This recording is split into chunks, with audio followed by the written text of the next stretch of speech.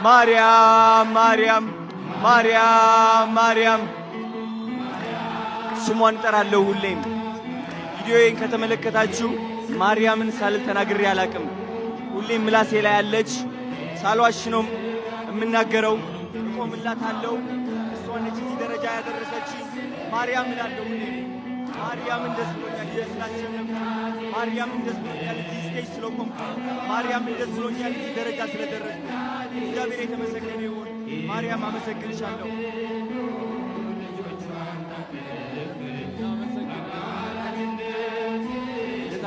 ኦኬ፣ በመጨረሻ አንድ ትልቅ ሰው መጥራት እፈልጋለሁ።